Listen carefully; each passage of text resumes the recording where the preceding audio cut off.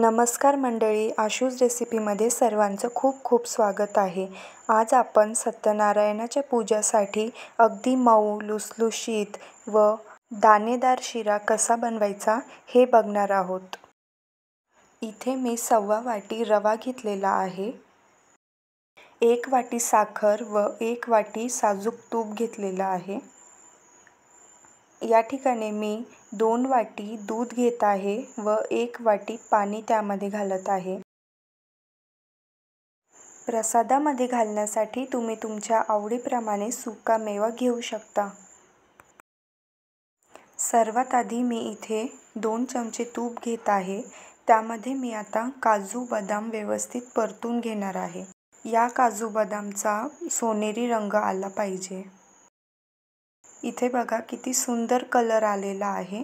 आता मी हे काजू बदाम काढून घेत आहे। याच कढईमध्ये आता मी इथे 1 वाटी तूप घालत आहे। तूप वितळल्यानंतर यामध्ये आपण आता 1/2 वाटी रवा घालून घेऊया। हा रवा आपण तुपामध्ये मस्त सोनेरी रंग येईपर्यंत परतून घेणार आहे।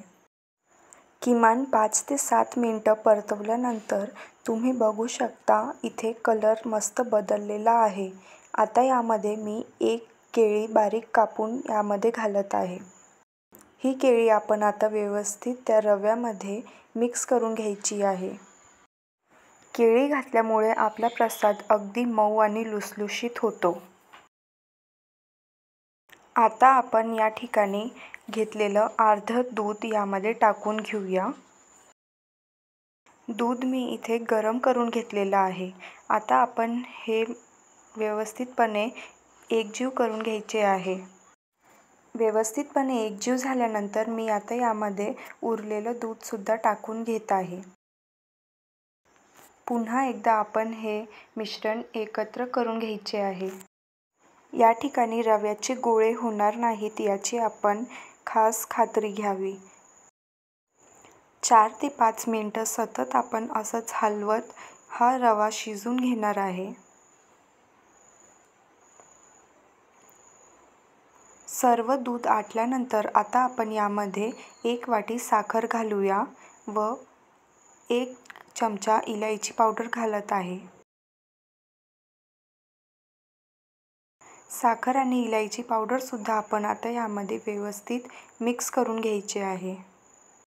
थोडा वेळ सतत हलवत राहिल्यानंतर तुम्ही बघू शकता साखर पूर्णपणे वितळलेली आहे।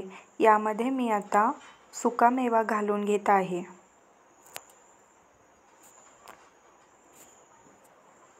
पुन्हा एकदा आपण हे व्यवस्थित एकजीव करून घ्यायचे आहे व तुम्ही बघू शकता अगदी मऊ लुसलुशीत असा आपला प्रसाद तयार झालेला आहे।